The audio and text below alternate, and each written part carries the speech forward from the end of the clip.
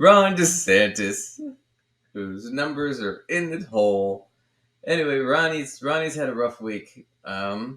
First thing that happened, he passed a really draconian immigration bill, and the immigrants just didn't show up to work after they decided to pass this bill. And here's some footage of immigrants not showing up to work.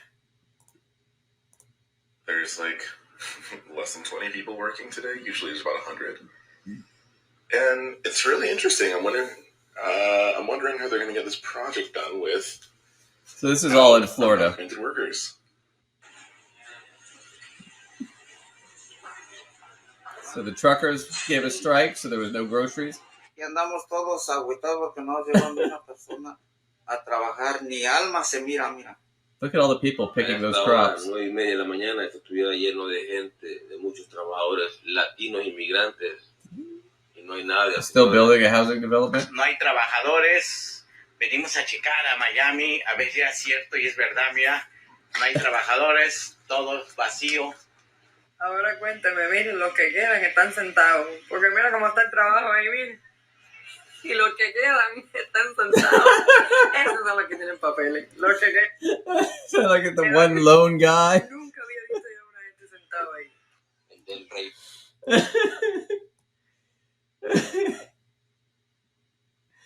Oh man.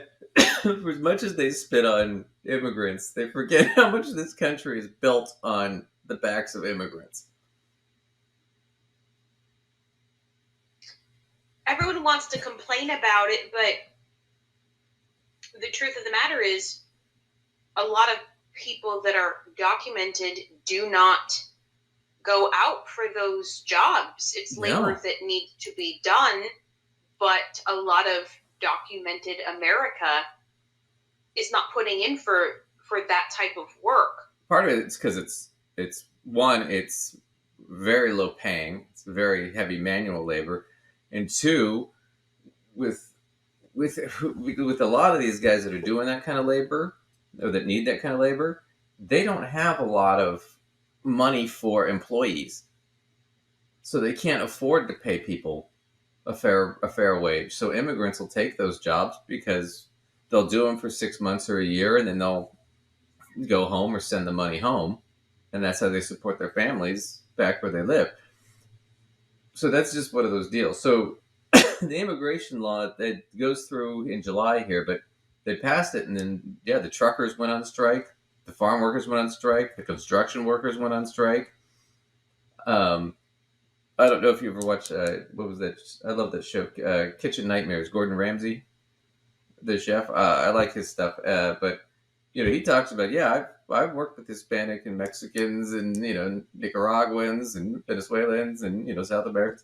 He's like, I work with those people all the time. They're the backbone of the freaking American restaurant industry. You don't get your pasta without it. You don't get your pizza, without immigration workers willing to take those minimum wage jobs and work those kinds of hours. So here's what happened with the law. They're going to break this down here on MSNBC with, I think it's Joyce Reed. And she's going to talk to someone about this that's going to explain this a little bit better. Andrea Reyes, an immigration attorney in Florida. And I will note for you, Ms. Reyes, that the exception to being able to transport undocumented migrants is the governor, who has been authorized by this law to fly migrants from Texas, whom he's brought into the state and put on planes and flown them to all sorts of blue states. So he gets to do it. Oh, that's another thing. So Ron DeSantis, one of the things he's famous for is he thought this was really funny, and it would troll the left, is they lied to a bunch of immigrants, undocumented immigrants in Florida, and told them they'd get them work and visas and all this stuff. And these people then took the risk, left their families, and they put these people on planes, and then they flew them to like Martha's Vineyard and different really blue areas of the country, thinking, and just left them there, just ditched them there with no money, nothing, thinking, oh yeah, you deal with them liberals if you like them so much. And what happened was we dealt with it, we got them into the process of immigration. We got them back to their families. It was all taken care of. And so he ended up looking like a jackass through the whole problem where it's like, well, dude, if you're dumping them off, and you think, like, well, okay, yeah, we will do something. Yeah, we'll take care of it. There's actually systems in place to handle this. You just don't want to do them. Right. And he thought that was funny, but it's odd because it's literally kidnapping. If I lie to you and put you on a plane and ditch you somewhere, well, yeah, I literally kidnapped you. Word for that? Don't they call that trafficking? Yeah, human trafficking. It's within the United States, but that was her point. Is he made a law about human trafficking or trafficking immigrants, but apparently that law doesn't apply to him because he does it all the time now, and he thinks it's fun. Apparently, he gets to do as much trafficking of people as he wants to. Absolutely. So anyway, I want to hear this lawyer because she's actually she's spot on this whole thing. The impact of this law before it even goes into effect in July. Thank you for having me. So right now we are already seeing basically the start of what's going to likely be a mass exodus of immigrants out of the state of Florida. And we understand that in the state of Florida, we are 21% of the state is populated by immigrants. And so when you have a state where 35% of entrepreneurs are immigrants, contributing a whopping $8.1 billion in total income to the state of Florida, when you have over 21% of the populations being foreign-born, where you have over 500,000 U.S. citizens living with at least one undocumented family member in their home in a mixed status environment. When you have a state that is run by immigrants in the industries of crop production, agriculture, construction, roofing, taxi drivers, and maids and housekeepings, right? When you have a state that is run so much by immigrants, to say that this bill is going to affect nearly all residents, families, and businesses in the state is really a terrifying fact. And it's interesting because she hits a couple big points there. 1 out of 5 people in Florida is an immigrant. 1 out of 5. Think about that. And half the people in Florida are living with an immigrant.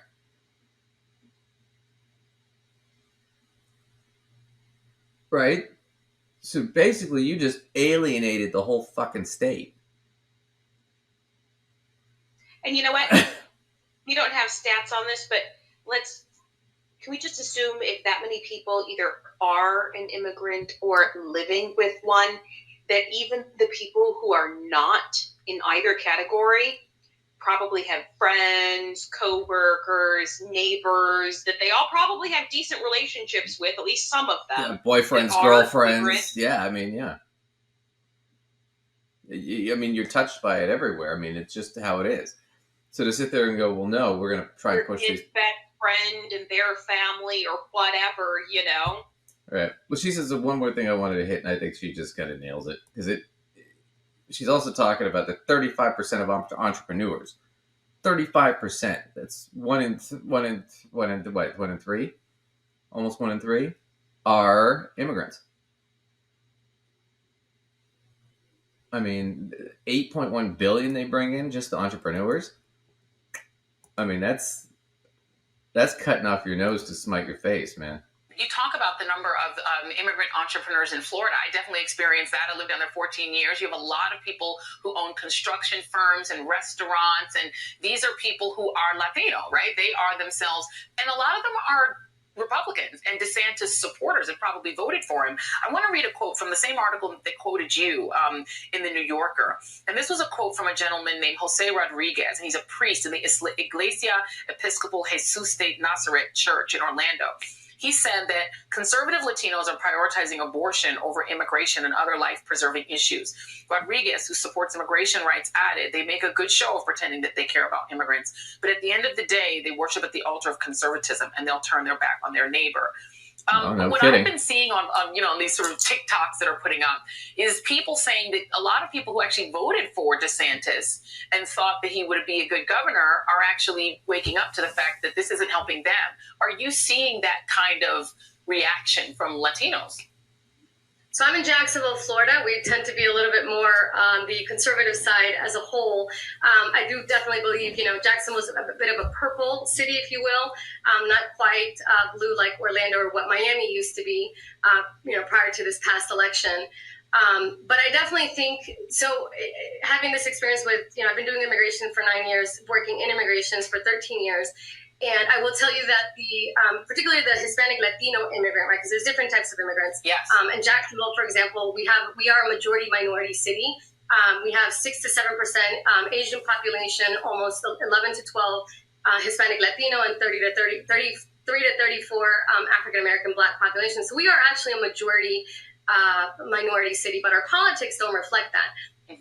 But I having already seen a couple of election cycles here, right? What I can tell you is that the immigrant, particularly the Hispanic Latino immigrant, is not monolithic, right? They're not attached to one particular issue, and because traditionally people have, we come from countries where religion is a very strong. It has a very strong hold on our households. They tend to vote for things that don't necessarily protect their immediate interest.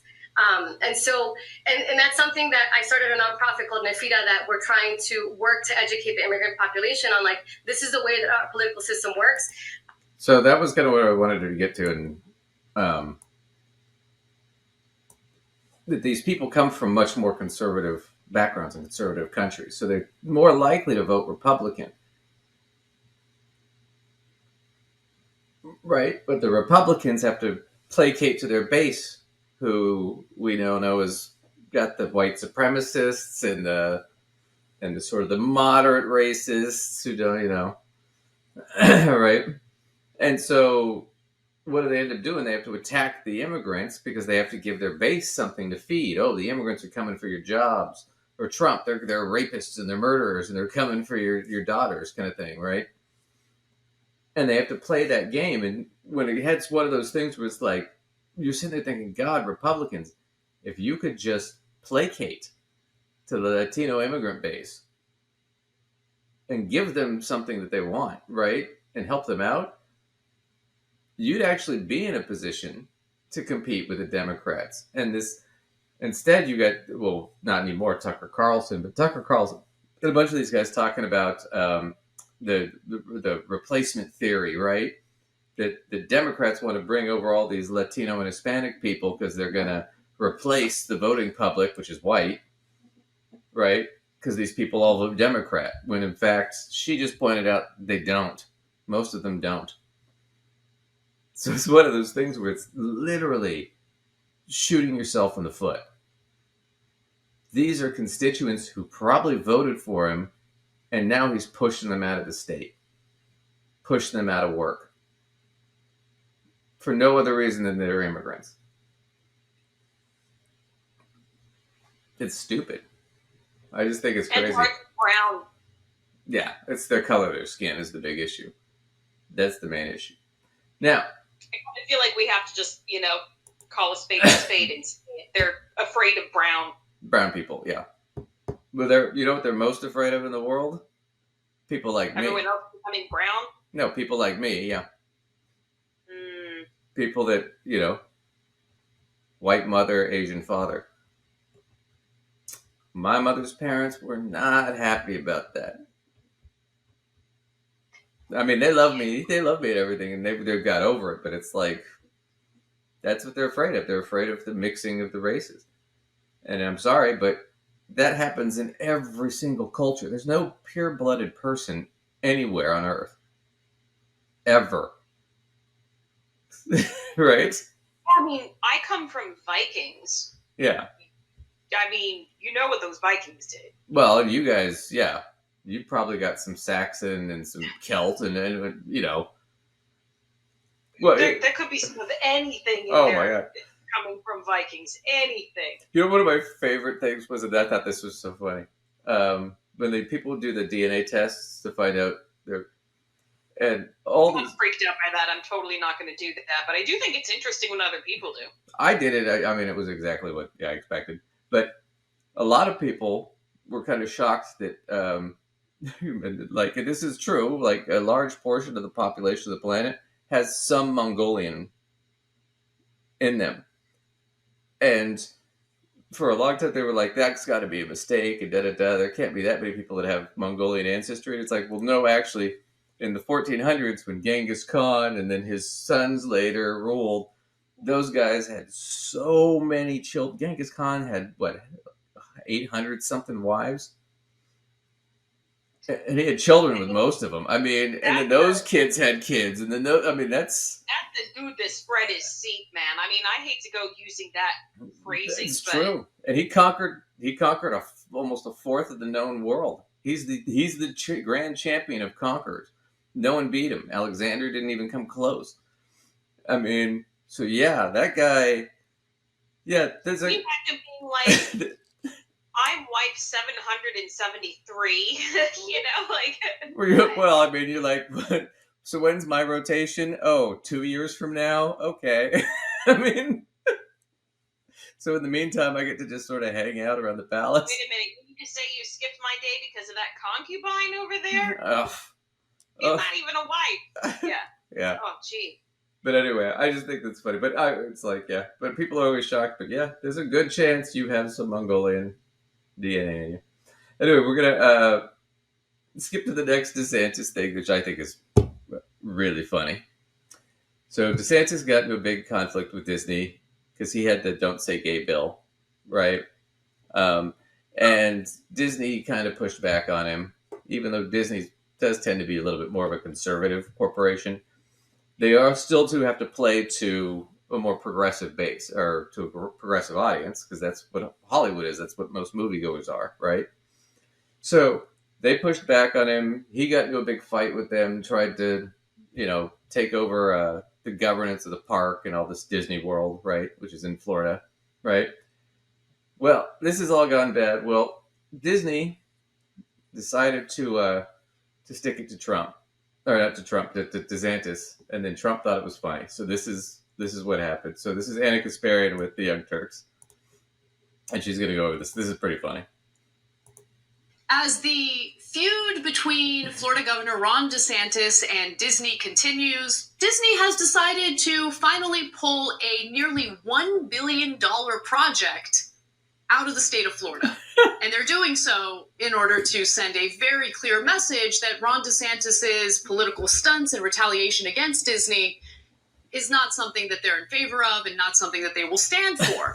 Now, no one is happier about this than Donald Trump, and he engaged in some proper dunking, which we'll get to in just a moment, so buckle up for that. But first, let's tell you a little bit about the nearly $1 billion project that Disney was planning on accomplishing in Florida. So apparently the $864 million office complex, Wow. known as the Lake Nona Town Center, was supposed to involve the relocation of more than 1,000 employees from Southern California. The complex would have brought more than 2,000 jobs to the region, with $120,000 as the average salary, according to an estimate from the Florida Department of Ed. Can you believe that he...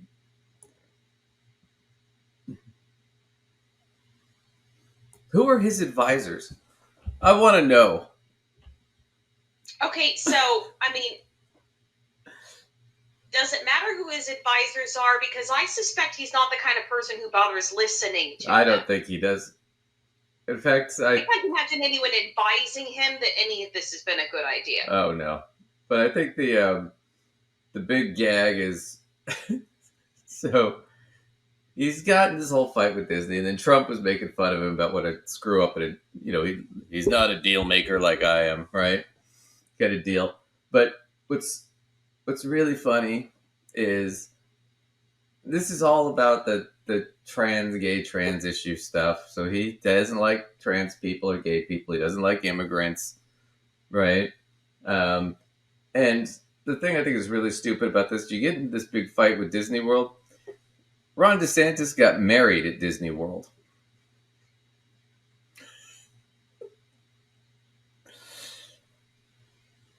Honey, you know the church where we got married? I'm going to burn it to the ground.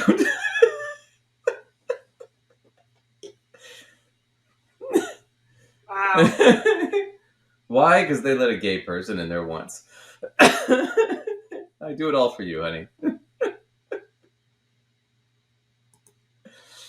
Oh man. Anyway, it's just ridiculous. I mean, it's so immigrants are fleeing. He just blew 2,000 jobs that averaged 100.